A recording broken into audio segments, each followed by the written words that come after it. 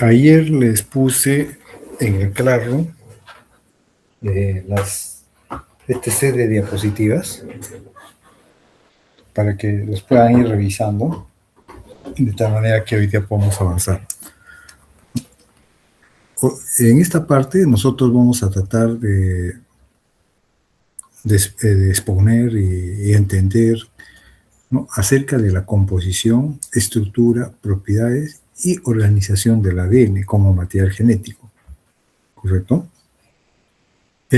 Para eso nos vamos a remontar a 1869, donde este investigador, ¿no?, se puso a trabajar aislando, ¿no? Él aislaba en esa época había una guerra, ¿no? Y producto de esa guerra, él iba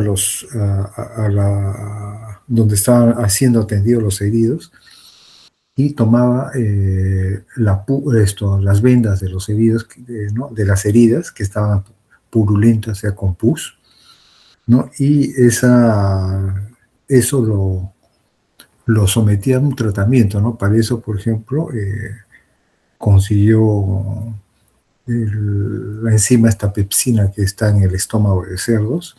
Entonces hizo un extracto de pepsina, tomó ¿no?, la pus que había en las vendas de los heridos y empezó a hacer un procedimiento para poder extraer, ¿no?, lo que fue la primera evidencia del ADN, ¿no? En esa época no le llamaron ácido desoxirribonucleico, sino le llamaron nucleína, ¿no?, porque era una sustancia que estaba dentro de los núcleos de las células, ¿no? Y esa nucleína se caracterizaba porque su composición era muy simple, ¿no? Tenía fosfato y nitrógeno, ¿no? Tenía, o sea, lo que había notado era que la nucleína estaba compuesta de fosfato, ¿no? Estaba compuesta de nitrógeno, oxígeno, carbono y hidrógeno, ¿no? Entonces, y se sabía que esta sustancia estaba, no se pensaba que ese era el responsable de almacenar las características, ¿no? ¿Por qué? Porque como era muy sencilla su composición, no se esperaba que sea una molécula muy compleja, ¿no? Hasta que llegamos a 1928, ¿no? Un investigador llamado Griffith, ¿no?, era un médico que andaba buscando una forma de conseguir vacuna contra la neumonía, ¿no? Y buscaba obtener una vacuna contra la neumonía y para eso él empezó a hacer una serie de experimentos, entre las cuales vemos la que se presenta acá, ¿no? Y les voy a describir y después qué cosa intentó explicar, ¿no? Él trabajó con un neumococo, una bacteria que es capaz de producir la neumonía, pero había notado de que habían dos tipos de cepas de neumococo, ¿no? Unas cepas que eran virulentas, pero la característica de la colonia era que eran colonias lisas y brillosas, ¿no? Le llamó cepas S. Otro grupo era de bacterias no virulentas, o sea, no causaban la enfermedad, ¿no? Y formaban colonias rugosas y opacas, ¿correcto? Entonces él en su experimento hizo lo siguiente, ¿no?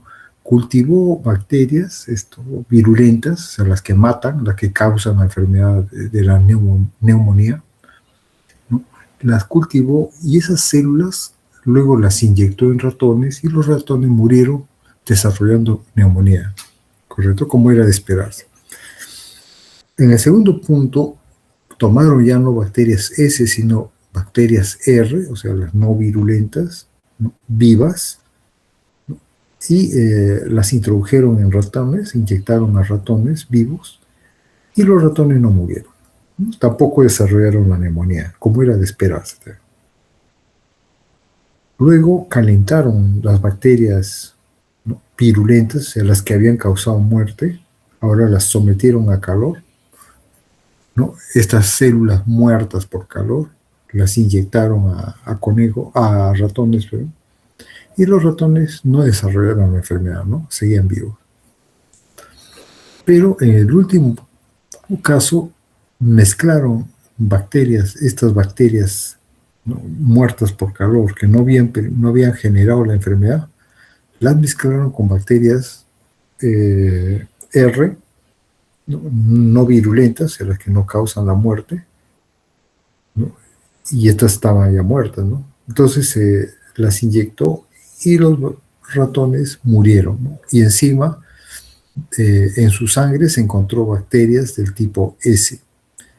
Entonces, en ese momento era como si estas bacterias R, que eran no virulentas, en contacto con las bacterias S virulentas que causan la enfermedad, él no supo explicar y pensó de que había algún factor, había pasado de estas bacterias hacia las R y estas R se habían convertido en S. ¿Por qué? Porque en la sangre de estos ratones se encontró bacterias S vivas, ¿no? Entonces, este fue el primer experimento donde se demostró, ¿no?, de que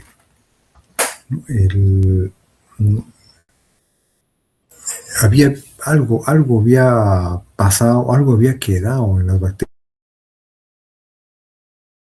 muertas, que era capaz de transferirse a las bacterias vivas y, ¿no?, y esa característica podía expresarse nuevamente porque causaba la enfermedad. En 1944, ¿no?, ya estamos hablando mucho tiempo después, 3 investigadores, ¿no?, estos que ven acá, Avery, MacLeod, McCarthy, se propusieron, ¿no?, investigar a nivel bioquímico y dar una explicación por qué las bacterias, ¿no?, que cuando Griffith mezcló bacterias vivas, no virulentas, con bacterias muertas por calor, virulentas, ¿no?, por qué los ratones desarrollaron la enfermedad y encima en su sangre se recuperó ¿no?, bacterias virulentas vivas, ¿no? O sea, no debería encontrarse eso. Y para eso armaron un experimento como el que se ve ahí, ¿no? Cogieron, ¿no? Para esto ellos cogieron, ¿no?, un extracto de bacterias, ¿no?, entonces muertas por calor, ¿no? Entonces, a ver, si ustedes me dicen si van entendiendo bien la lógica de este experimento, ¿no? O sea, ellos tomaron bacterias virulentas, acá la ven, esas que causan la enfermedad, las mataron por calor, o sea, las calentaron, por lo tanto se murieron, ¿no? Luego las fraccionaron, ¿no? O sea, hicieron un puré de estas bacterias para obtener un extracto, ¿no? Un extracto. Ese extracto luego fue sometido a diferentes tratamientos, ¿no? Primero, tomaron un poquito del extracto y le agregaron enzimas RNasa. ¿Qué cosa degrada la RNasa?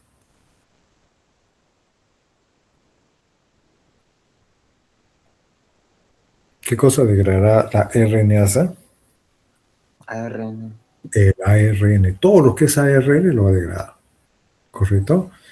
Entonces, ¿ellos qué pensaban? ¿No? Decían, ellos querían averiguar si las bacterias S virulentas, ¿no?, llevaban la característica que les confería esa capacidad de virulencia. Ellos querían saber si esa característica era ARN, era proteína, era ADN, era lípido o era carbohidrato. Entonces, para eso tomaron, le aplicaron las RNasa, la RNasa eliminó todo lo que es rastros de ARN, y luego ese extracto, después del tratamiento, lo inyectaron o lo mezclaron, mejor dicho, con bacterias R no virulentas, pero que estaban vivas, ¿no? Estas bacterias estaban vivas, pero son las no virulentas, o sea, las que no causan enfermedad. Las cultivaron y ¿qué cosa encontraron en el matraz? Encontraron bacterias, cepas R y cepas S.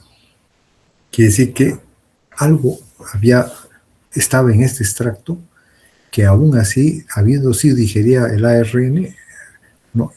Algo quedaba, ¿no? Que había transferido la información de virulencia a las bacterias R y se habían convertido en bacterias S.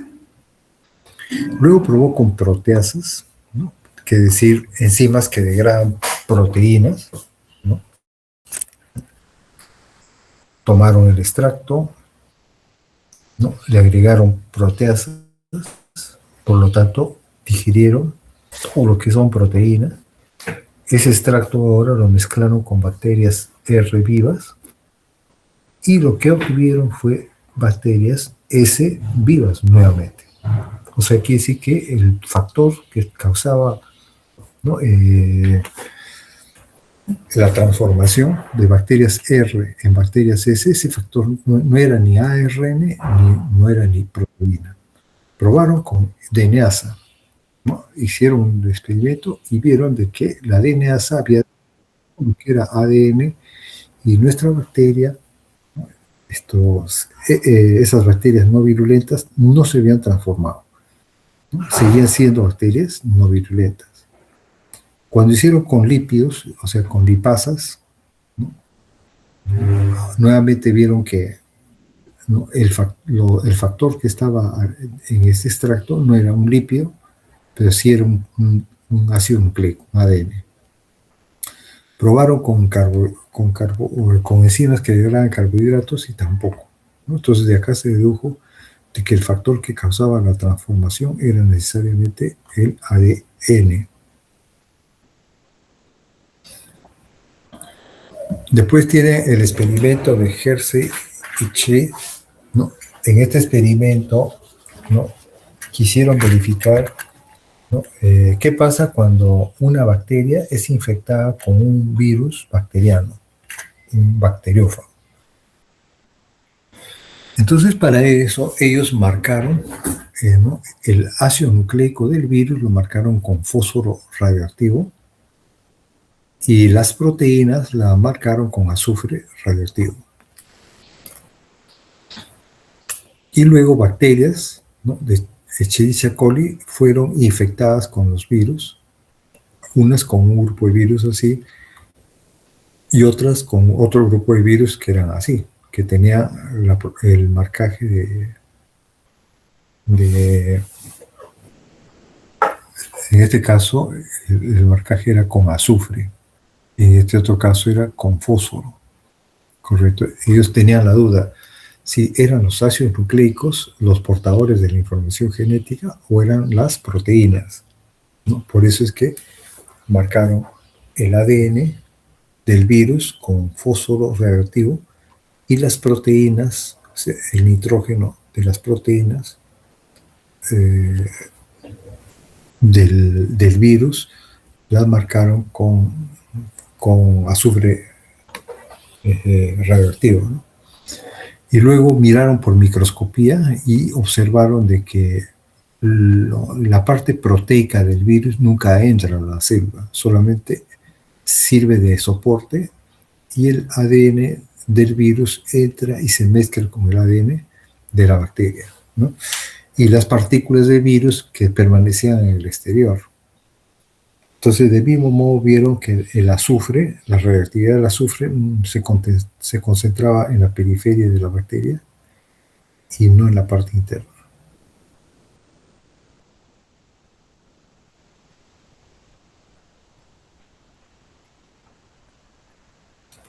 Ahí tienen ustedes algunos personajes ¿no? En la lámina están viendo ustedes, por ejemplo, a Watson, que es el señor que está acá, ¿no? Watson ha fallecido este año, hace poco nomás. Crick, que es el de acá. Y esto es una foto que les tomaron cuando habían construido la imagen tridimensional del ADN, ¿no? En este grupo también no se puede dejar de reconocer al profesor Wilkie. Wilkes fue quien les pasaba las fotografías de difracción de rayos X, estas fotos que ven acá. Entonces con esto ellos podían armar la estructura espacial, ¿no? Pero Wilkins, ¿no? Tenía como asistente a Rosalind Franklin. Entonces Rosalind Franklin era la que tomaba las fotos y se las pasaba a Wilkins. Wilkins se los compartía a Watson, y así era, ¿no? Pero cuando se otorgó el premio Nobel a Watson Crick y a Wilkins, ella no estuvo considerada porque un poco porque ella había fallecido antes y como que los premios Nobel no se dan a personas fallecidas, ¿no?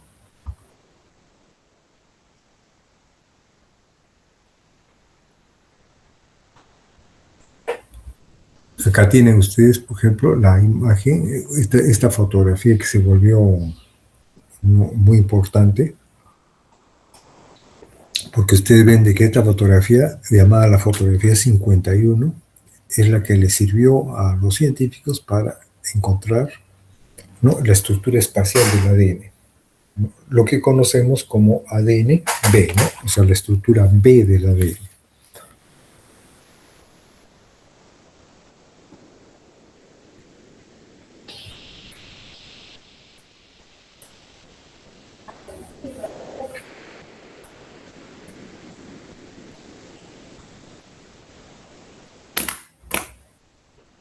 Bueno, acá tienen ustedes una imagen de, ¿no?, de una variante de la hélice, un modelo de hélice un poco diferente, casi simétrica, que puede formar el ADN, pero este ADN tiene otros parámetros, ¿no? Por ejemplo, tiene otros parámetros acá, ¿no? Tiene un diámetro de 1.8, ¿no?, nanómetros, mientras que nuestro ADN B tiene, ¿no?, 2 nanómetros de ancho.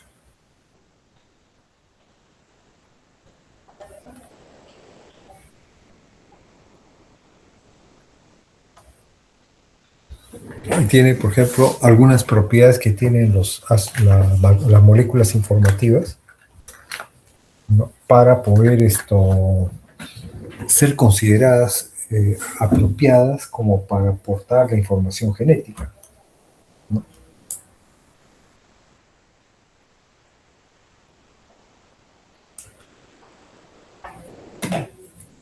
¿Qué cosa nos dice la lámina? Quiero que exploren un ratito. Ustedes tienen las diapositivas, ¿no? Quiero que miren esta, analicen esta, todo este grupo, ¿no? Les voy a dar 5 minutitos para que ustedes, y les voy a hacer preguntas. Miren, ¿ah? ¿Qué necesito que revisen? Ve, acá. Tenemos una capacidad que tiene la molécula, portar información, dice, ¿no? Son capaces de portar información. Acá les he hecho un ejemplito equivalente para que vean, ¿no?, qué cosa significa portar información. Acá la segunda lámina dice, ¿no?, poder duplicar la información. O sea, yo tengo acá una copia y luego hay un proceso que puede permitir que se formen dos copias.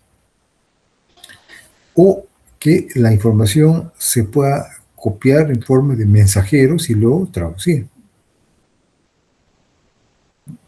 O que ¿no?, el material genético pueda mutar, ¿no?, y producto de esa mutación se genere una nueva variación. O el caso de la recombinación,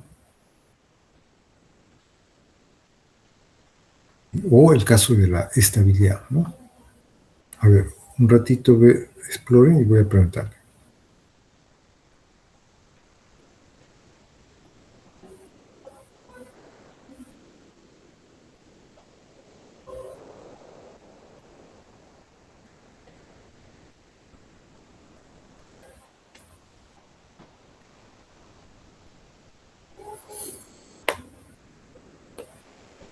voy a ponerlos así para que puedan verlos todos, ¿ya?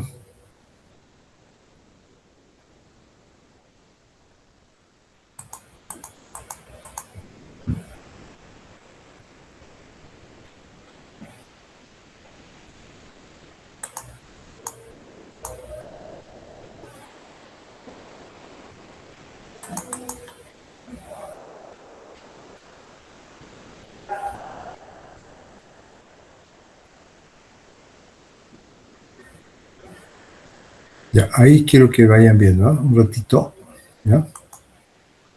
Voy a hacerles preguntas, ¿ah? Por si acaso. Vayan revisando, porque ahorita voy a hacer preguntas.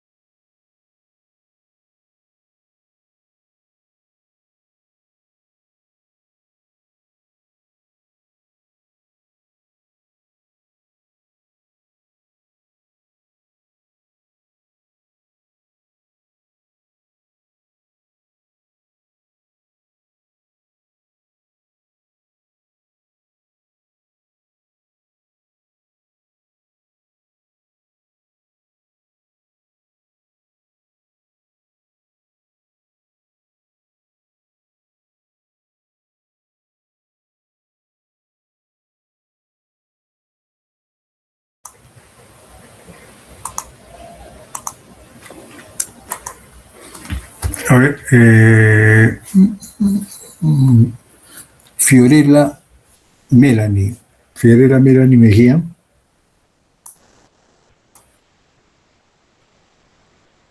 Fiorella, ¿estás por ahí? Sí, profesor. Fiorella, te hago una pregunta. En esta diapositiva, ¿cómo me plantearías un ejemplo que explique la capacidad de portar información del ADN? O sea, ¿cómo podrías plantear un ejemplo análogo, o sea, como algo de la vida cotidiana, que explique esto? O sea, por ejemplo, ¿no? Tú ves acá un conjunto de letritas, ¿cierto? Esto, ¿qué significado tiene esto, no?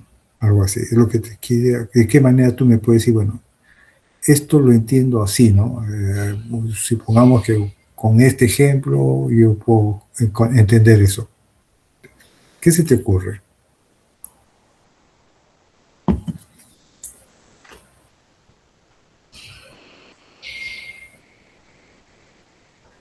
¿Podría repetir, profesor?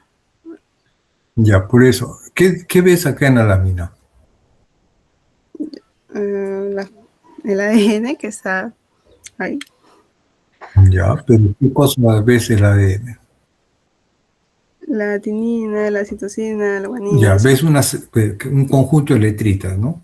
Ajá. Incluso al costadito, pero al costadito he puesto un ejemplo análogo, ¿no? Que dice liberarlo, coma, no matarlo, ¿no?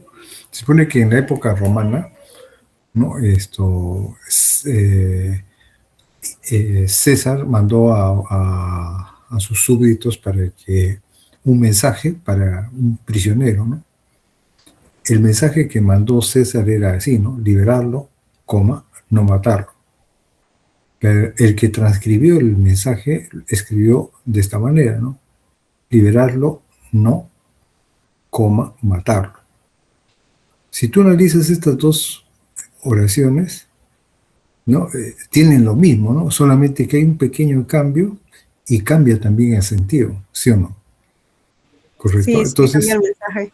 ajá, entonces, ¿qué entiendes acá? Con eso, ¿qué podrías decirme, qué podrías comentarme de lo que está escrito acá? Que si se altera una de estas letritas, ¿Puede cambiar el mensaje o...? claro, ¿no? Y ese mensaje, ese cambio puede afectar incluso hasta un punto que de repente esto que ves acá, que es la proteína, no se logre formar, ¿sí o no? ¿Correcto? Porque dependiendo de dónde ocurre o qué tan grave es el cambio del mensaje, podría ser que se vea afectado la formación de todo esto, ¿sí o no? O sea, Sí, profesor. ¿no? Gracias. ¿No? Vamos ahora con otros compañeros. Gracias, ¿ah? A ver, empezamos ahora con Leonel Junior Bautista. Leonel. Sí, profesor. Leonel, a ver. ¿Y acá qué ves? El proceso de la duplicación del ADN en la base del ciclo celular. Uh-huh. A ver, Dime, a ver. ¿puedo explicar ese proceso, no, de forma resumida? Sí. Ya. Este proceso, como dije antes, está en la fase S del ciclo celular. Acá se caracteriza porque acá se encuentra en la fase de iniciación, elongación y terminación. Básicamente acá el ADN se duplica y se prepara para la fase mitótica, o meiótica, dependiendo de qué tipo de célula sea. Si yo lo quiero relacionar con algo referencial de la vida, podría ser como que, a ver, tengo un cuaderno de tal curso, la cosa, se me acaban las hojas, yo necesito tu cuaderno, pero el curso es el mismo. Compro otro cuaderno, le pongo el mismo título del curso, pero la información va a ser siguiendo la misma referente al curso. Algo yo sí lo veo, como que algo que se conserva. La idea es que esté preservado. y está en base a los genes, a la herencia. O sea, la cuestión sería que, por ejemplo, con tu analogía del cuaderno, ¿no? La idea sería de que el nuevo cuaderno tenga escrito lo mismo que tenía el cuaderno anterior, ¿sí o no? Sí, ¿No? Porque si tú tienes un cuaderno nuevo que no tiene nada, es como si no tuviese nada de información, ¿sí o no? claro.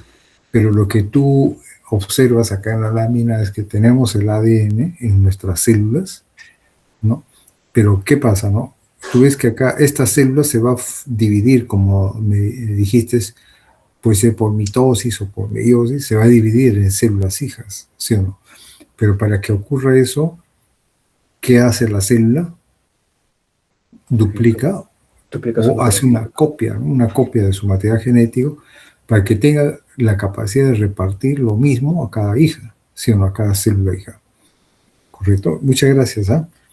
¿Esto es propio solamente de los eucariotas o también lo pueden tener los procariotas? ¿Qué piensan? A ver, vamos con otro de sus compañeros. Lourdes Luque. Lourdes, en esta lámina, ¿no? ¿Esto corresponde a célula procariota o eucariota? Primero. A la eucariota, porque tiene ADN, el ADN está en el núcleo. ¿Perdón? La eucariota. A eucariota, porque tú ves incluso un núcleo, ¿no? Ajá. Sí. Ya. Entonces mi pregunta era, ¿esto funciona solamente en eucariotas o también en procariotas?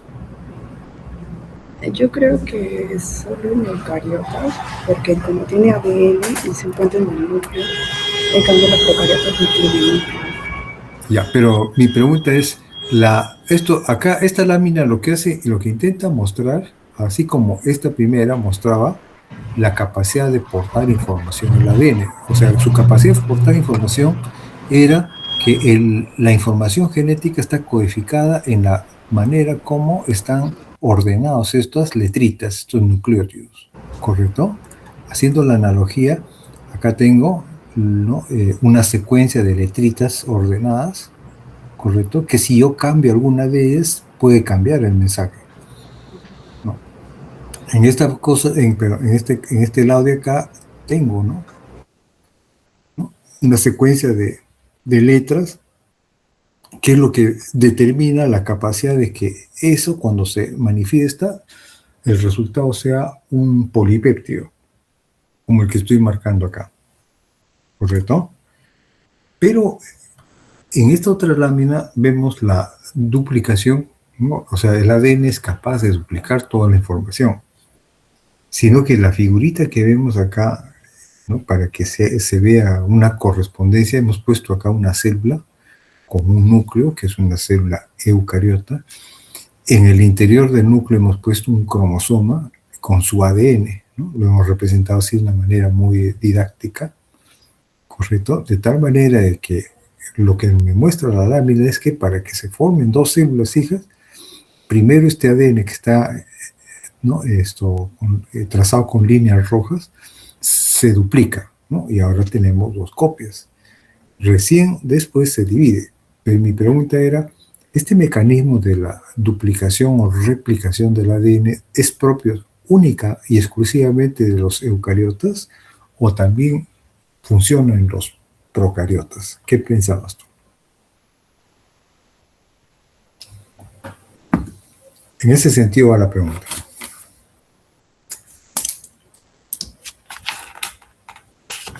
Bueno, ahora lo puedo corregir y puedo decir que también se puede dar en procariotas, aparte de las bacterias,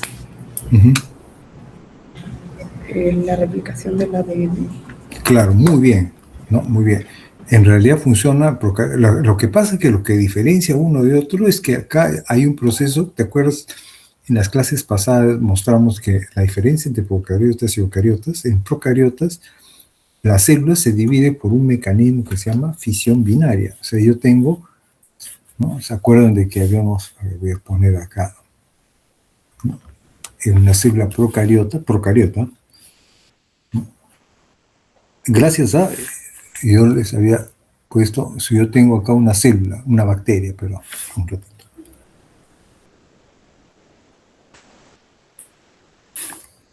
Tengo una bacteria, ¿eh?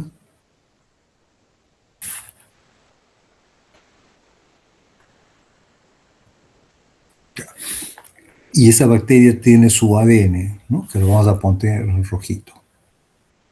¿Ya? No lo voy a poner en forma de hélice para que se me haga más fácil. ¿Eh? Pongo así. Este es su ADN, ¿no? Si nosotros queremos que la bacteria se duplique o se divida en dos bacterias hijas, primero que tenía que pasar, que esta bacteria tiene que duplicar su material genético. Entonces, duplicar su material genético significaba de que yo tengo acá mi bacteria y ahora ese ADN que ven ahí tiene que hacerse una copia exactamente idéntica, ¿no? La voy a poner así solamente con fines didácticos, ¿no? Entonces, ahí está, ¿ve? Y una vez que estaba así, ¿qué le pasaba a nuestra bacteria? Nuestra bacteria ahora se dividía, ¿sí o no? Y teníamos nuestra bacteria que podía originar algo así, ¿no? Y acá en su interior el ADN, ¿no?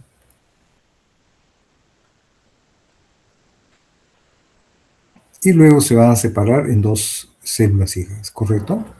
Este mecanismo es diferente al de acá, ¿no? No es una división celular por mitosis, sino se llama fisión binaria.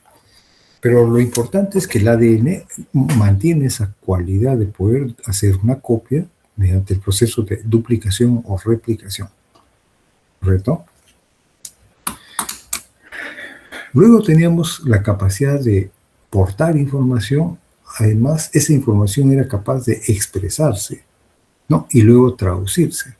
Entonces, nuestra información genética que está escrita en el ADN, ¿no? Donde indica cómo deben estar, cómo debe ser la proteína que se va a formar, esa información tiene que primero copiarse en un mensajero, mediante un proceso que se llama transcripción. Entonces, acá tenía que ocurrir la transcripción, vamos a ponerlo acá, ¿no?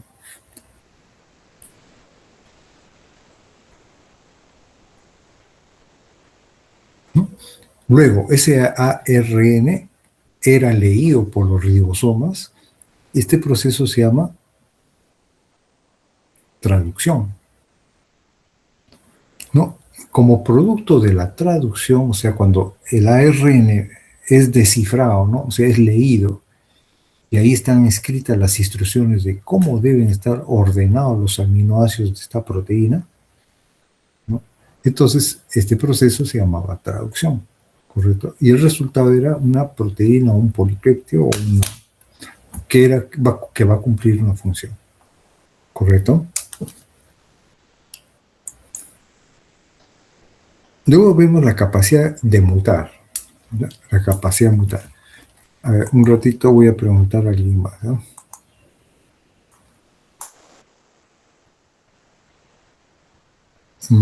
Roberto Yajir Valencia. Roberto.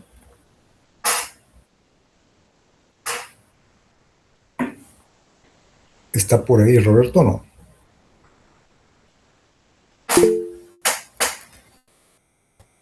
Creo que no está Roberto. No, no está Roberto, no responde. Ah, sí está, sí, ahora sí te escucho ya. Ya, Roberto, vamos a ver la siguiente diapositiva, ¿ya? En esta diapositiva vemos de que me dice que el ADN tiene capacidad de mutar, ¿correcto? A ver, descríbeme, ¿qué cosa entiendes tú de esta diapositiva? A ver, así como está.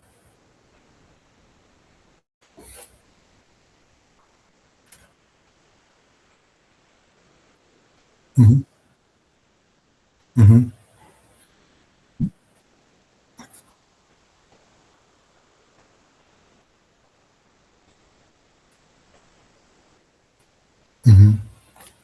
Y tú estás viendo de que antes de que ocurra el cambio, ¿qué ves acá? Donde estoy señalando con el puntero. El ARN original, ¿sí o no? Este sería el texto que codifica para esta secuencia de aminoácidos. Así deberían estar ordenados los aminoácidos, ¿no? En cambio, ocurre el cambio y ¿qué cosa se aprecia? Que el nuevo ARN, ¿no?, ya no tiene... Claro, si acá sale la citosina, porque cuando aquí había citosina, en el ARN teníamos guanina. Pero, claro, ahora entra citosimina, entonces acá va a haber adenina, ¿sí o no? Pero ese único cambio me ha alterado, podría alterarme, en este caso sí me ha alterado, ¿no? Claro, ¿no? Y me apareció una proteína diferente, ¿sí o no? Basta que haya un aminoácido, entonces esta es una nueva proteína, ¿sí o no? Ahora, siempre la nueva proteína siempre va a cumplir una nueva función, o puede ser una función alterada, o podría tener una función equivalente. ¿Qué piensas tú?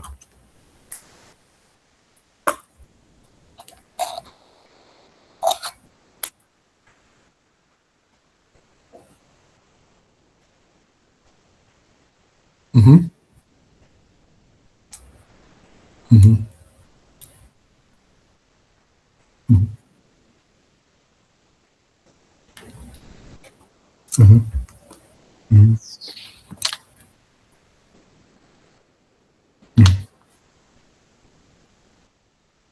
ujú. Pero sí gracias a esto, está muy bien, ¿no? Tu respuesta. Es cierto, ¿no? O sea, esta poliproteína o este polipéptido que se ha formado puede justo llevar un aminoácido cambiado, pero puede ser un aminoácido equivalente, ¿no? Imaginemos que no fuera este aminoácido, sino fuera otro, como un aminoácido básico, por ejemplo, o ácido, es reemplazado por otro aminoácido básico o ácido, ¿no? Entonces ahí como que la función de la proteína podría ser que no se altere tanto. Pero todo dependerá, por ejemplo, en qué área de la proteína ocurre este cambio, ¿sí o no?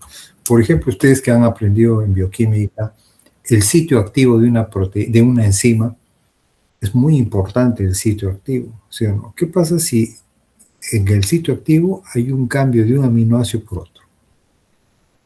Entonces ahí podría ocurrir de que la enzima, con ese cambio, como ocurre en una zona muy importante de la proteína, puede ser que ese cambio afecte la funcionalidad de la enzima y la enzima ya no funcione bien, ¿sí o no? O de repente podría ser incluso que la enzima funcione mejor, también no lo sabemos, ¿sí o no? O sea, la cosa es que cuando hablamos de la capacidad de mutar, estamos refiriéndonos a esa cualidad que tiene el ADN de experimentar cambios, que puede ser un cambio así pequeñito, como el que estamos viendo, como pueden ser cambios mucho más grandes, ¿sí o no? Podría ser que no se inserta solamente una timina, sino se inserta todo un fragmento de ADN, ¿no? Por ejemplo, para que tengan una idea, los genomas de los eucariotas y también de los procariotas contienen unas regiones de ADN, ¿no?, que pueden variar desde más o menos, pueden llegar a tener 3.000, 4.000 pares de nucleótidos que se pueden mover de un lugar a otro. Pueden saltar, ese pedazo de ADN puede moverse de un cromosoma a otro cromosoma, ¿no? Eso se llaman los elementos transponibles, ¿correcto? Entonces, ¿qué sucede, no? Como ahí estaríamos viendo que esos elementos transponibles son capaces de promover ciertas mutaciones, ¿no? Entonces, ¿no? Pero ahí ya no estamos hablando de una base, sino de un grupo de bases, ¿correcto? La mutación podría ser que no solamente se refiera a un nucleótido, sino también a todo un cromosoma o a un grupo de cromosomas, ¿correcto? Entonces, las mutaciones son esa característica donde basta que haya alteración, algo que altere el ADN, eso lo vamos a considerar como una mutación. Pero, ¿cuál es la importancia de las mutaciones? ¿Qué hubiese pasado si no hubiese ocurrido nunca mutaciones en los primeros seres vivos que aparecieron? Piensen ustedes, los primeros seres vivos que aparecieron en nuestro planeta eran parecidos a las bacterias de ahora, como estas que estoy señalando acá con el puntero. ¿Qué pasaría si estos primeros seres vivos nunca hubiesen podido tener la capacidad de mutar su ADN? Entonces, ¿existiríamos nosotros? ¿Existirían formas complejas? Pues existirían otras formas de vida, o simplemente la vida o se hubiese desaparecido o seguiría siendo un tipo de bacterias nada más, ¿sí o no? Entonces la capacidad de mutar, esa cualidad que ha permitido de que, gracias a eso, se forme toda la diversidad biológica. Acá vemos la capacidad de que el material genético pueda recombinarse. ¿Qué cosa notamos acá? Una cadena de nucleótidos, y acá vemos una cadena equivalente, tienen casi la misma secuencia, por ahí hay algunas pequeñas diferencias, ¿no? Por esta zona, ¿correcto? Pero ¿qué significa? De que el ADN, ¿no?, puede, en estas zonas de homología, puede ocurrir un tipo de intercambio, ¿no?, donde, al que conocemos como recombinación genética. Y después de la recombinación genética se puede formar mezclas, ¿no?, o cadenas mezcladas de ADN, como vemos acá. Por ejemplo, para resaltar el proceso de recombinación, a esta cadena de ADN le hemos pintado de rojo y esta de verde. Acá se forma la recombinación, y al final de la recombinación, ¿qué me quedó? Esta cadena roja con trozo de verde, esta verde con un trozo de roja, ¿correcto? Y esa capacidad de recombinación también la vemos en las células eucariotas, ¿no? Por ejemplo, cuando nosotros producimos gametos, antes de producir los gametos, hay un tipo de división llamada meiosis. En la meiosis, ¿qué pasa? Los cromosomas homólogos se aparean, se recombinan, y luego se forman las cromátidas recombinadas. Y en esta parte de acá, ¿qué cosa notamos?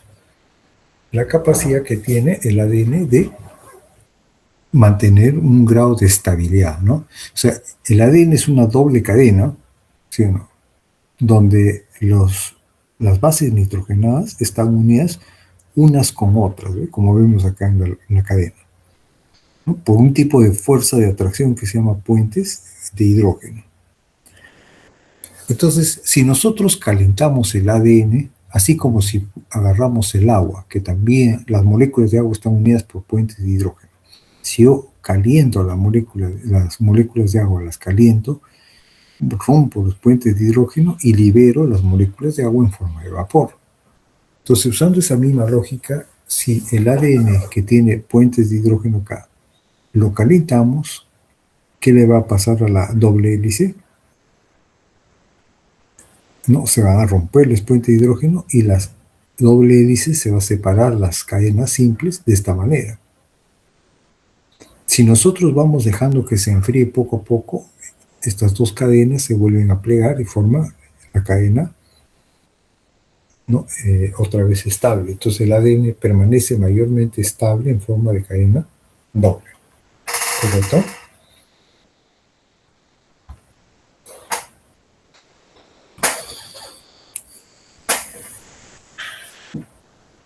Bueno, acá tenemos la composición de los ácidos nucleicos. Tenemos, un ratito, voy a borrar esto de acá y lo voy a volver a hacer, ¿ya? Si nosotros tuviéramos que, ¿no?, hablar de los ácidos nucleicos, diríamos lo siguiente, ¿sí o no? Los ácidos nucleicos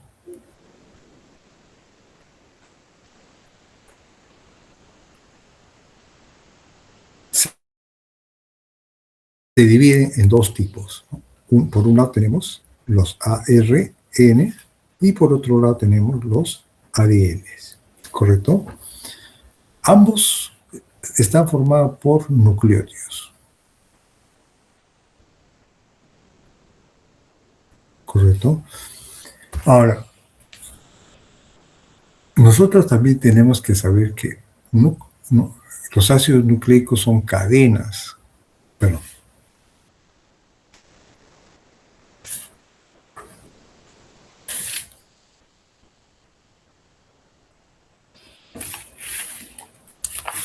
Los ácidos nucleicos son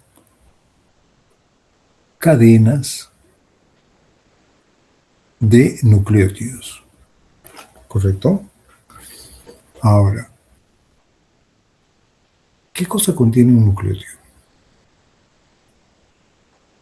Un nucleótido contiene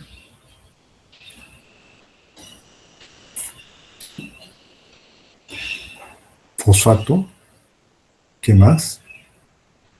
Pentosa y base nitrogenada, ¿no? ¿Correcto? Es decir, el ADN y el ARN van a tener entonces fosfato, entonces ambas contienen fosfato. ¿Qué más? Acá, entonces acá vamos a poner fosfato. Pentosa. La pentosa de la ARN es la ribosa. Aquí es la desoxi. Perdón.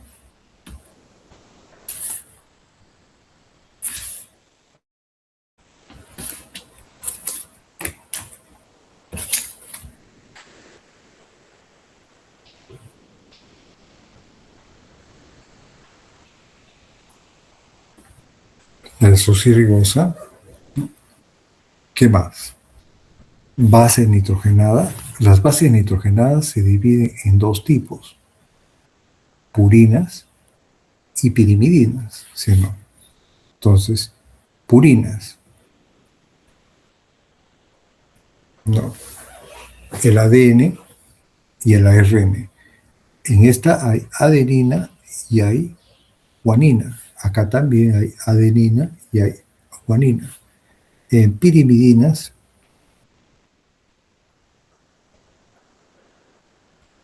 aquí hay citosina, acá también hay citosina. Acá hay uracilo, acá hay timina. Y en realidad, con eso, lo que estamos viendo, estas son las únicas pequeñas diferencias que hay entre uno y otro.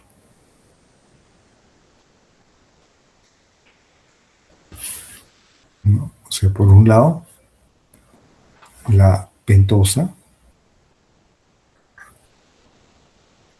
el tipo de pentosa, y la otra diferencia es esta base nitrogenada, ¿no? Ese pequeño cambio cambia las propiedades también de ambos ácidos nucleicos. ¿Cuál es la función que tiene, por ejemplo, el ADN? El ADN almacena la información genética. ¿Cuál es la función del ARN? El ARN, ¿no?, cumple una función de portar la información temporalmente, o si no, tiene también otras funciones, como vamos a ver más adelante, ¿no? Pueden ser funciones estructurales, pueden ser funciones funcionales, ¿no?, como por ejemplo regulan la expresión de genes, o pueden ser también funciones de enzimas, ¿no? Algunas pueden participar en reacciones químicas, ¿no? Entonces se llaman ribosimas, ¿no? Entonces, el ARN es mucho más versátil. El ADN, en cambio, porta información. Y acá tienen ustedes los nucleótidos, tanto del ADN como del ARN. En el ADN, ¿no?, acá tenemos el nucleótido del ADN, ¿no? Se puede ver la pentosa de 5 carbonos, carbono 1, 2, 3, 4 y 5. Esta pentosa se llama desoxirribosa o 2-desoxirribosa. En cambio, en el ARN, nuestra pentosa se llama ribosa simplemente, ¿no? También tiene 5 carbonos. En el carbono 1 va unida la base nitrogenada, ¿no? Y en el carbono 5 va el grupo fosfato. Ahí tienen ustedes la visualización de las bases nitrogenadas, tanto del ADN como del ARN, ¿no? Notamos que adenina es la misma, ¿no? Guanina es la misma, quiere decir que comparten la misma purina. En las pirimidinas comparten la citosina, Pero lo que diferencia una de otra es que en el ADN hay timina, en el ARN hay uracilo. Y esa es la difere' En respecto a la pentosa, en la pentosa la diferencia es que en el carbono 2', el nucleótido del ADN lleva oxígeno o no lleva oxígeno. En el ADN no lleva oxígeno, como pueden ver. En cambio, el ARN sí lleva oxígeno. Por eso acá es ribosa, acá en cambio desoxirribosa. O sea, está desoxigenada el azúcar. Bueno, ahí tienen otra imagen, ¿no? Esto sería ya de los desoxirribonucleicos. Todos tienen desoxirribosa.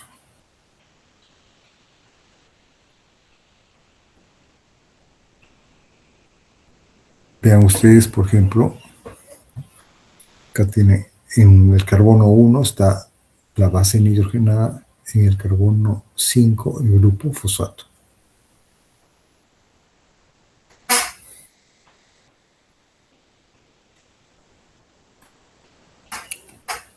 Nosotros notamos de que, ¿no? Por ejemplo, ¿no? Siempre una purina se une con una purina, o una pirimidina con una pirimidina, ¿correcto? Entonces nosotros vamos a tener, una purina con una pirimidina y una pirimidina con una purina, ¿no? Por ejemplo, nosotros vamos a tener que siempre, un ratito, vamos a poner acá con azulito. Si yo tengo adenina siempre se une con timina. Si tengo guanina, siempre se une con citosina. Estos son purinas y estos son pirimidinas. Entonces, ¿qué garantiza siempre la unión de una purina con una pirimidina? Las purinas son más anchas y las pirimidinas son más angostas. Si se unirían dos purinas, la cadena se ensancharía. Si se unirían dos pirimidinas, la cadena se contraería.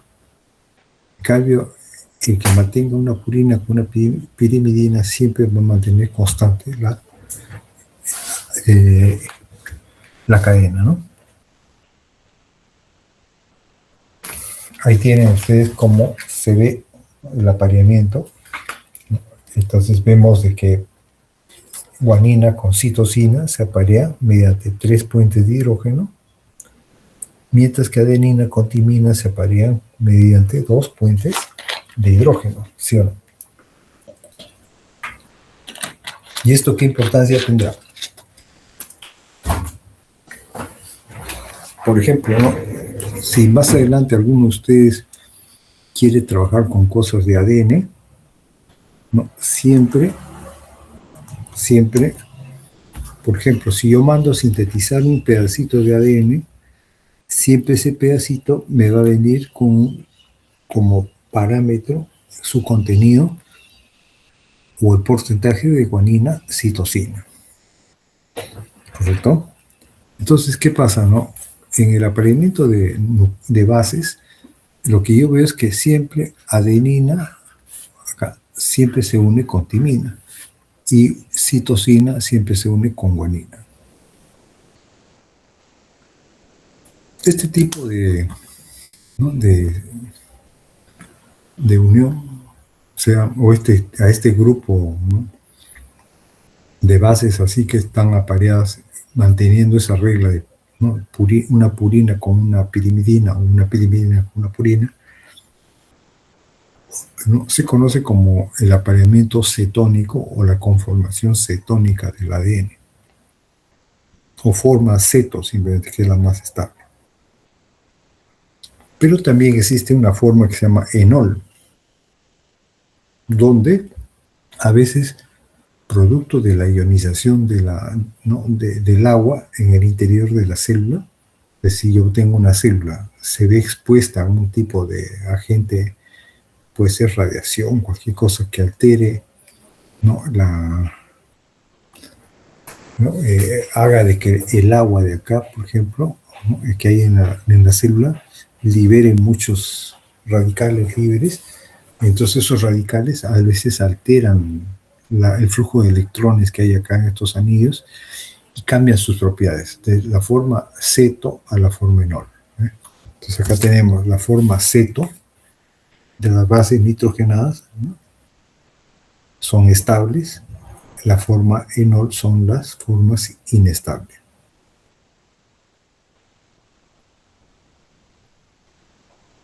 Entonces, ¿qué pasa, no? Cuando acá lo que estamos viendo es que si yo tengo la adenina en su forma no estable, sino en la forma inestable, la adenina se comporta como guanina y se une con citosina, ¿no? Entonces, esta se comporta como guanina y se une con citosina. Y en este de acá vemos de que esta guanina se comporta como adenina, pues, y se une con timina. Entonces cambian las propiedades de apareamiento. Nosotros, recuerden que hemos visto, siempre hemos dicho que adenina se aparea con timina y guanina lo hace con citosina, ¿correcto? Pero en este otro caso no vemos eso, ¿no? Entonces, adenina se comporta como guanina y se aparea con citosina. Guanina se comporta como citosina y se aparea con... Pero guanina se comporta como adenina y se aparea con timina.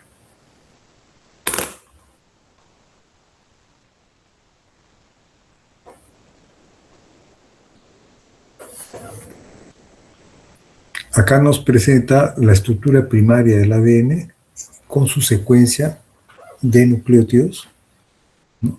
En este caso vemos el ADN y el ARN. Los podemos ver casi idénticos. Las diferencias están acá, ¿no? En la desoxirribosa, acá la ribosa. Acá ustedes ven que, por ejemplo, el ADN,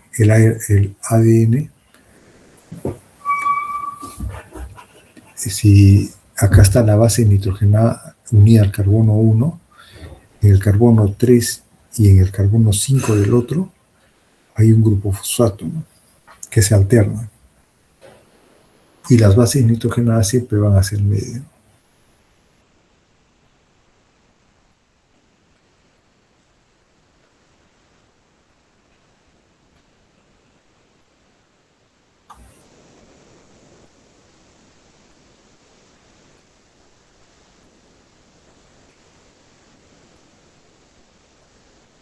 Bueno, ¿qué cosa vemos acá?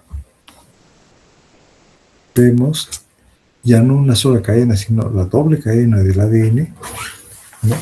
En su forma de estructura primaria, es decir, la secuencia solamente de nucleótidos, pero también vemos que el ADN tiende a adoptar una configuración en hélice, sería la conformación secundaria. Entonces, para hablar de eso, primero tenemos que recordar que cuando yo miro esta cadena de ADN, yo lo que voy a notar es que acá, ¿no? Si yo observo en esta desoxirribosa, acá está el carbono 1, carbono 2, 3, 4, carbono 5. ¿No? Y el grupo fosfato está en el carbono 5, mientras que en el otro extremo, aquí vamos a tener un grupo oxidilo, ¿no? En el carbono 3', carbono 1, 2, 3. Acá está 1, 2, 3. Acá está el cuarto y acá está el quinto. Entonces quiere decir que esta cadena acá tiene el extremo 5' y acá tiene el extremo 3', en esta dirección. La cadena complementaria va volteada. ¿Ven? Acá está carbono 1, 2, 3.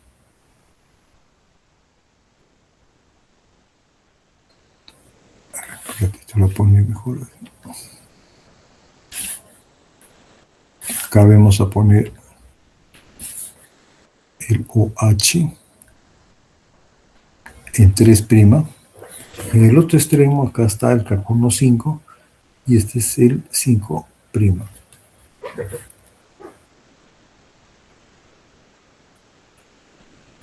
Entonces una va de 5' a 3' y la otra va de 3 a 5'.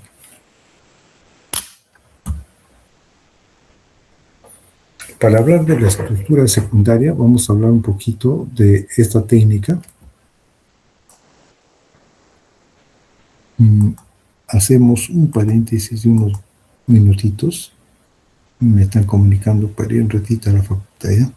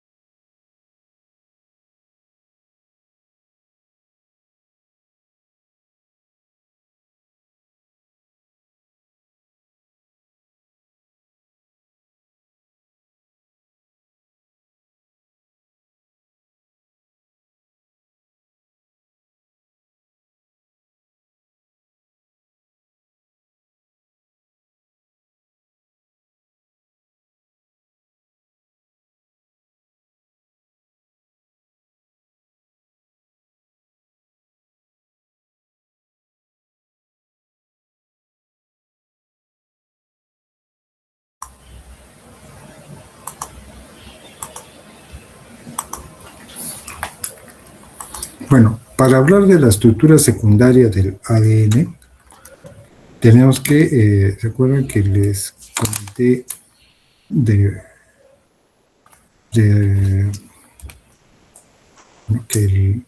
de Watson y Crick? Pero Watson y Crick necesitaban tener fotos para poder construir la estructura espacial del ADN. Entonces, Rosalind Franklin era la que le proveyó al profesor Wilkins las fotos tomadas con difracción de rayos X.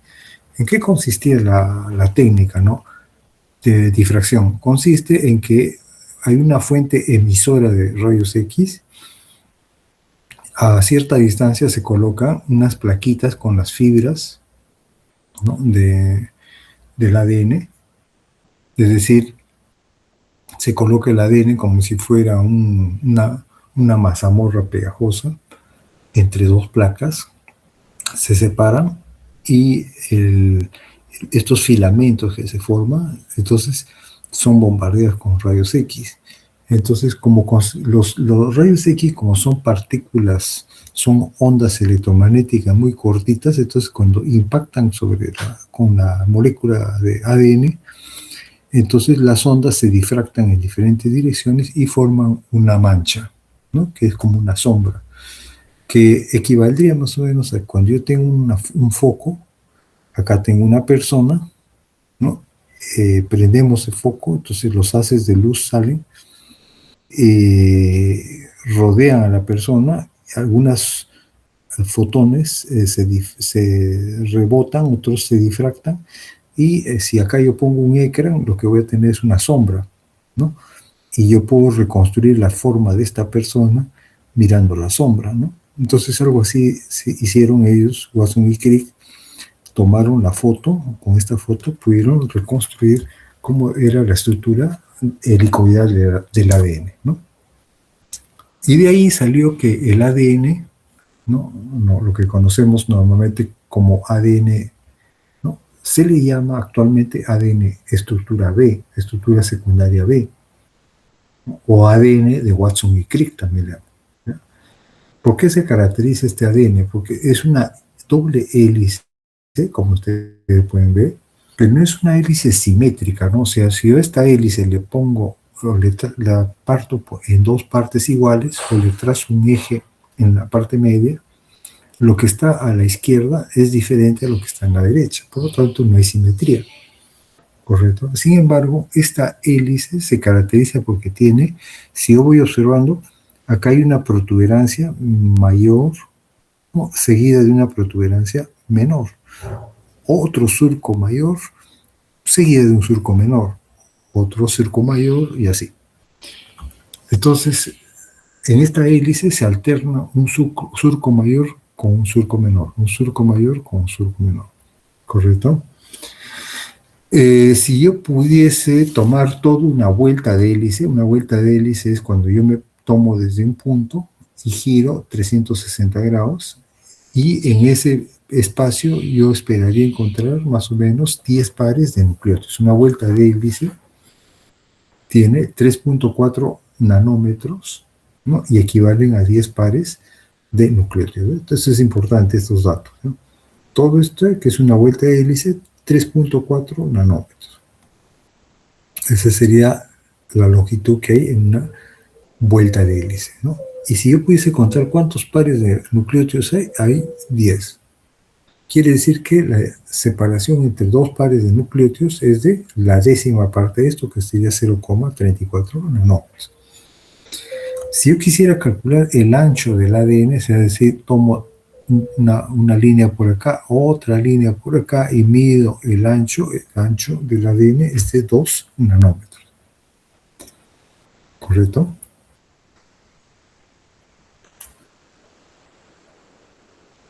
Bueno, ustedes pueden ver acá una característica adicional, me dice que la hélice gira hacia la derecha. Es decir, si yo me pararía por acá, en la parte superior de la hélice, y miraría hacia abajo, yo vería que la hélice gira hacia la derecha, en la misma dirección que las manecillas de un reloj. Correcto, pues se dice que esto es una hélice de dextrógira.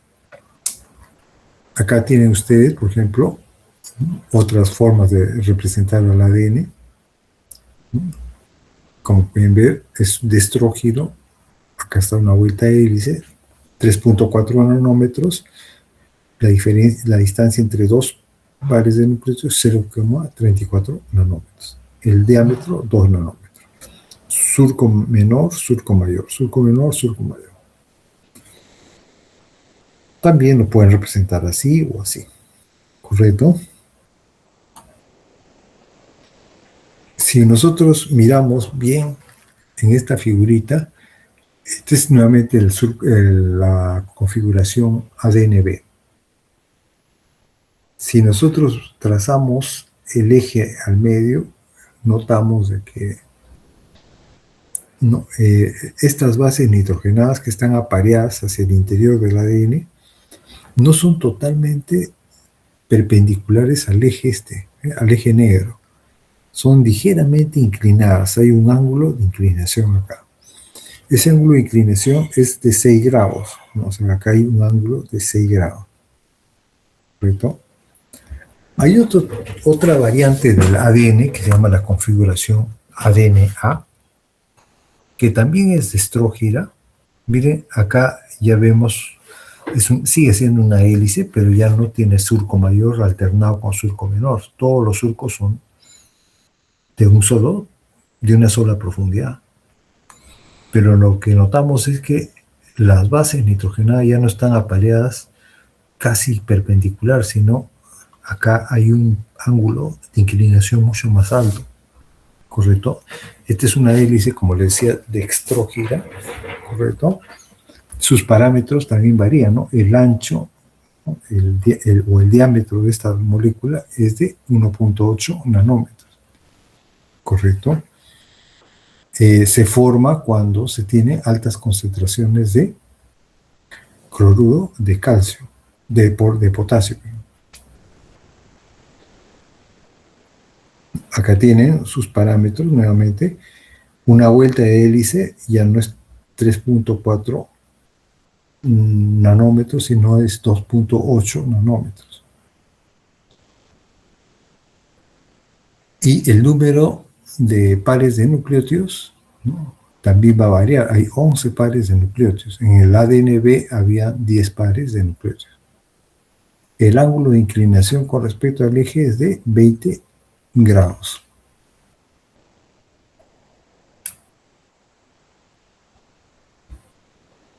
Y otro tipo de ADN de estructura secundaria que me es importante conocer es el ADN-Z.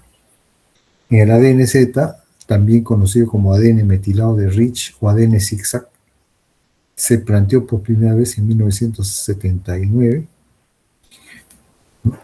Y este ADN, a diferencia del anterior, este es un ADN que gira hacia la izquierda, no gira hacia la derecha. Por lo tanto, se llama ADN levógiro. ¿Correcto? Es alevógiro. Se presenta cuando el ADN está metilado, es decir, cuando se agregan grupos metilo en las citosinas. ¿Correcto? En este caso, ¿no? Esto se presenta en condiciones biológicas y en condiciones no biológicas. En condiciones no biológicas se necesitaría que yo coja un poco de ADN, le ponga en medio de una solución altamente concentrada de cloruro de magnesio, y lo que voy a inducir es que el ADN se convierta de forma B a forma ADN-Z.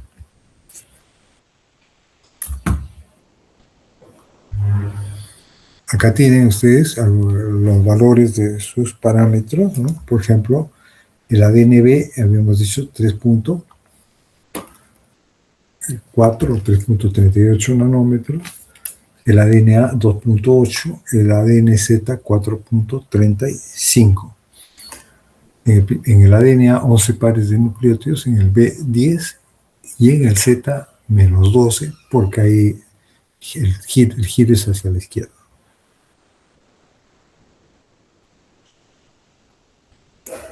Acá tienen el ángulo de inclinación de sus bases con respecto a un eje central, 20 grados, 6 grados. Y en el caso de la DNZ, 7 y 18 grados.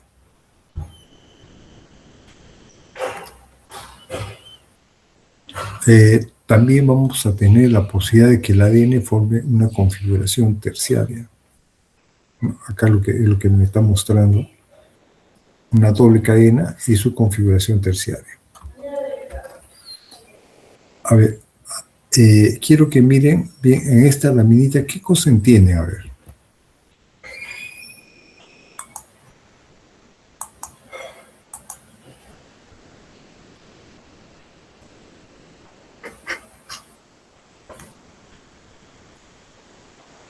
Listo.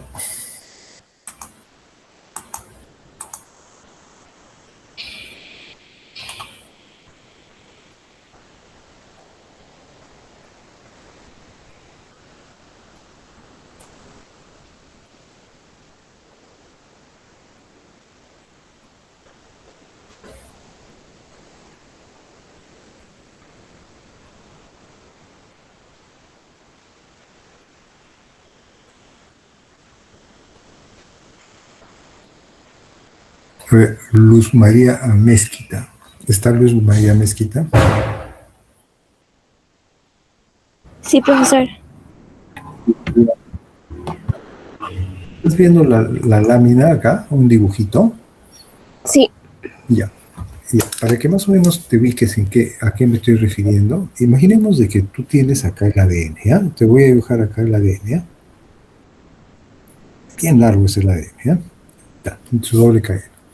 Si nosotros pudiéramos acercarnos a ver el ADN, nos meteríamos dentro de la célula, veríamos de que en algunas zonas de nuestro ADN, algunas regiones van a estar adoptando configuraciones así, como la que ven acá. No sé si logras ver. El ADN normalmente hemos dicho que es una doble cadena, ¿no? Es una doble cadena. Si yo separo esa doble cadena, ¿no? Tendría algo así, ¿no? No, las he separado, ¿ya? Ahí está. Entonces, cuando yo les muestro esta figurita, esto sería una de las cadenas, es decir, por ejemplo, esta de acá, es esta que está acá arriba, y la que está acá abajo es esta de acá, ¿correcto? Pero ¿qué notamos? Que el ADN por ciertas zonas se abre, porque claro, para que se forme esto tendría que haberse abierto, ¿no? Es decir, esto tendría que formar una figura espacial acá, esta parte también tendría que formar una figura espacial hacia abajo. ¿Qué es lo que estamos viendo acá? Más allá continuaríamos viendo, ¿no?, otra proyección de esta cadena, formando como un trevo, y abajo también. De tal manera de que cuando yo miro esto, da la apariencia de como que esto es como si fuera un rompecabezas con una pieza, ¿no? Con cierta forma, ¿sí o no? ¿Para qué crees que sirve eso, no? ¿Por qué crees que el ADN tiene esa cualidad de poder formar ese tipo de estructuras? ¿Qué piensas tú?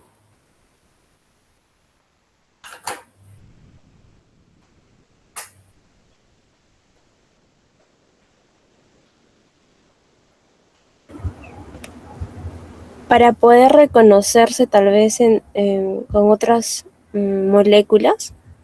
Ya. ¿Cómo qué más o menos? O sea, por ejemplo, en la figurita, ¿qué cosa he puesto? Esa es una proteína. Una proteína, ¿no? Y la proteína es como se está encajando en estos pliegues del ADN, ¿sí o no?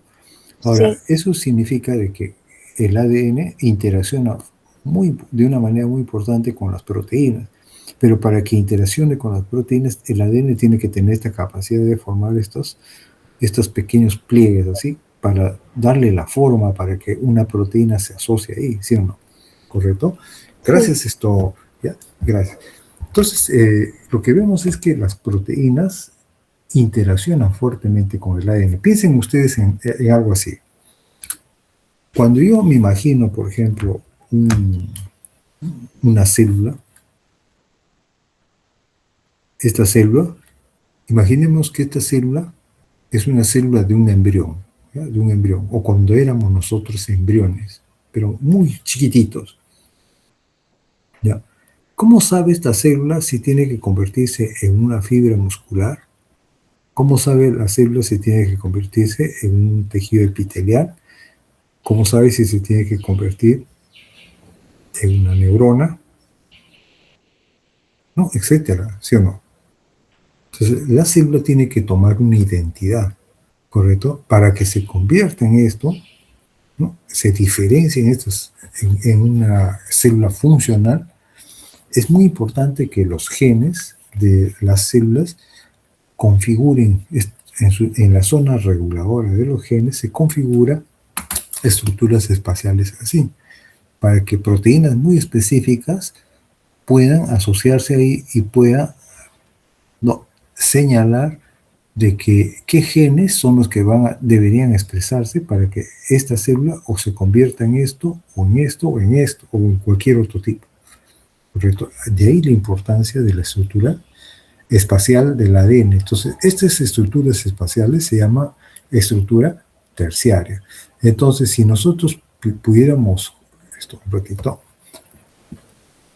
si nosotros pudiéramos resumir en esta partecita, sería algo así, ¿no? Nosotros diríamos que el ADN, ¿no?, puede adoptar una configuración de estructura primaria, ¿no? Entonces,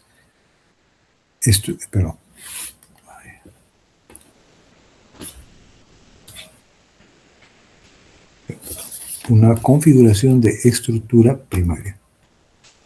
Vamos a poner acá ya. Entonces tenemos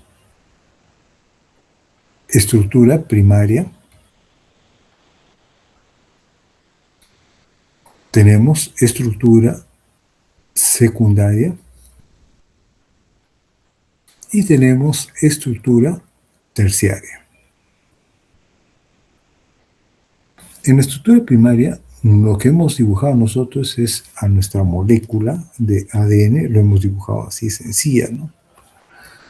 Acá una cadena y acá es la cadena complementaria, ¿no?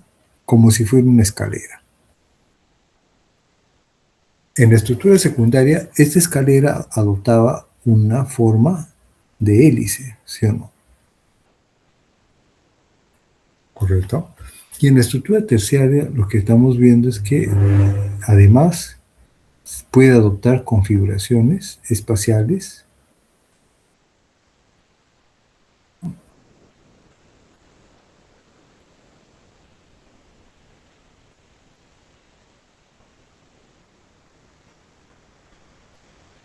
algo así, ¿no? Entonces, esto es una hélice, ¿eh? Solamente que no le puedo dibujar como hélice, ¿eh? Pero adopta configuraciones así para que las proteínas puedan asociarse, ¿correcto? Eso es lo importante que tiene el ADN, que puede adoptar no solamente la conformación primaria, secundaria, sino también la conformación terciaria. Ahora, el ADN, ¿no? El ADN, ¿no?, normalmente puede también lo podemos clasificar de acuerdo a lo que tiene, ¿no? A lo qué cosa lleva en su estructura, qué cosa lleva en su secuencia y si tiene alguna funcionalidad.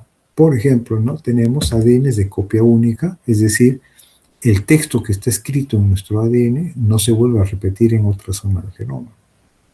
Se llama ADN de copia única. También hay el ADN medianamente repetido, que consiste en secuencias que pueden ser cortitas o pueden ser más largas. Bueno, cuando digo cortitas, digo no muy cortitas, ¿no?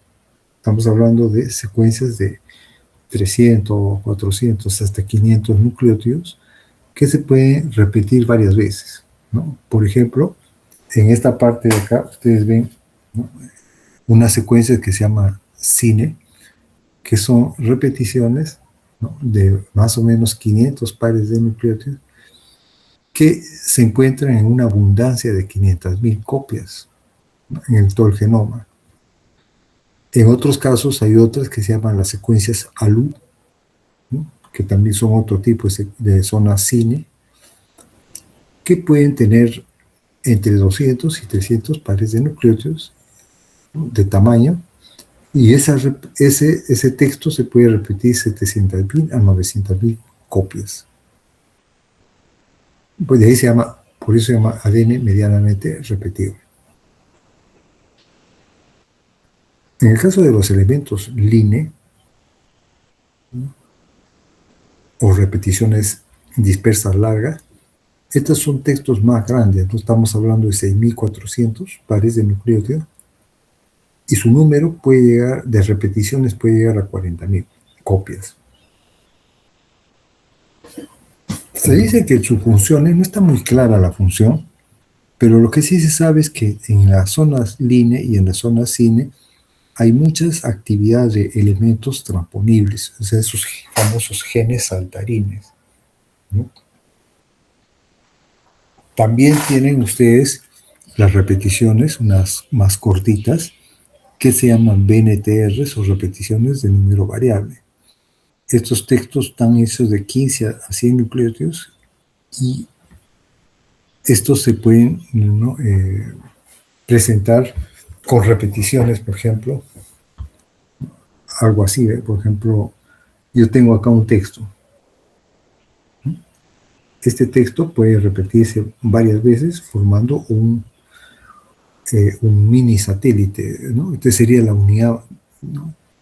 Y este texto se vuelve a repetir. Cada rectangulito que ven acá es esto de acá. Todo este bloque se llama un mini satélite, ¿no? Es un pedazo donde hay ADN repetido. Pero también hay otras repeticiones más cortitas, todavía mucho más cortitas, que se llaman microsatélites, ¿no? Entonces